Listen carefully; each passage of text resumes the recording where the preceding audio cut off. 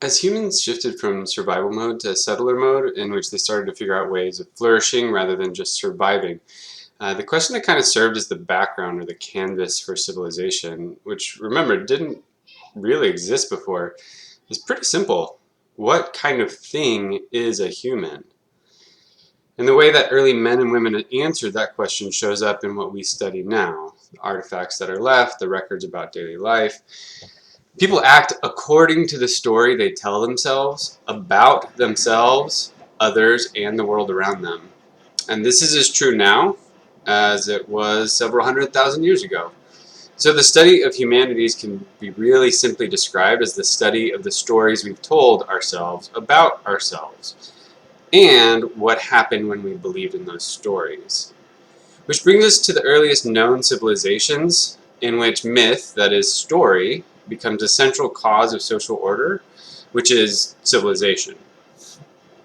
And before I go any further, I want to point out that I'm not cynical about this, and that acknowledging that humans tell each other stories in order to achieve ends doesn't mean that we're all living lies and that we have been for millennia.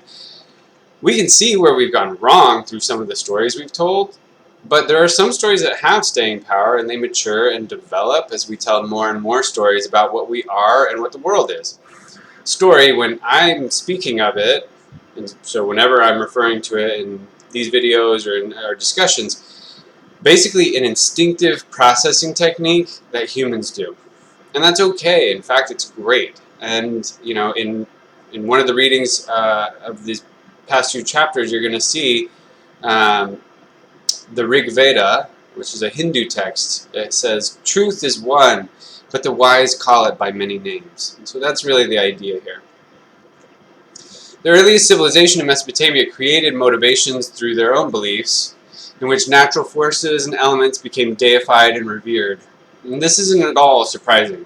When your near ancestors, those who are telling you your tales around the fires, they're talking about hunter-gathering days, migrant days, in which nothing was certain, and you were utterly humbled by unstudied and therefore highly unpredictable patterns of natural behavior. Also, when you didn't really have the luxury of keeping track of days, months, years, seasons, because it was about surviving now. Anyway, those stories would have emerged from the idea of what it was to exist as a human, at the mercy of natural power. When you feel small, it's understandable to know who is higher up on the power chain than you and personify it. And so the deities in Mesopotamia were gods and goddesses fighting perpetual battles between chaos and order. And one of the contributions of this theology was its poignant spotlight on death and life. And this is kind of neat as we think about that question, like what kind of thing is a human? And here's a record that a human can reflect on its mortality. That's the type of thing it is. And on the fact that things don't go on forever. And that's sad. We have observed that some animals mourn death, but it's not really clear what they think about it. We have language, and written language helped develop the story we told around death and life, as well as afterlife, and it started to shape how we acted. My kid just walked in. With the emergence of settled communities, there also emerged the need for social order. Work changed from survival basis, all hands on deck, utility, and distinct roles of hunter-gatherer. Now, there were other ways to explore and develop talent and skills. Specialized labor developed, and so necessarily rules developed. Like when do you show up to work on time? What is on time? How do you ensure that what you agreed to do gets done? What happens when you cheat? What is cheating?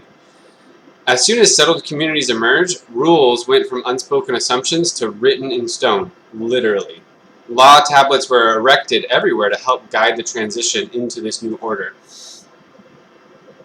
These are the basics that I want to cover as you read the next two chapters, which go into detail about the specific ways in which different cultures started to show civilization and act out civilization. So look for those when you're reading about the different cultures: Mesopotamia, Hebrew, Persia, Assyria, Egypt, and the Sudan. And then for your practice, I'd like you to read two quotes. This is going to be up in your D2L. One is from Aldous Huxley, the author of Brave New World, and then the other is from Joseph Campbell, who's the famed comparative myth scholar. They both offer two views on myth-making and storytelling. One is cynical, the other is practical. And I'd like you to write a response to your reading that also wraps in these two perspectives. Your response should focus on how myth shaped human progress and development, and what was the product of that progress in one of these societies. The details will be in your D2L. Thanks, and feel free to reach out for anything.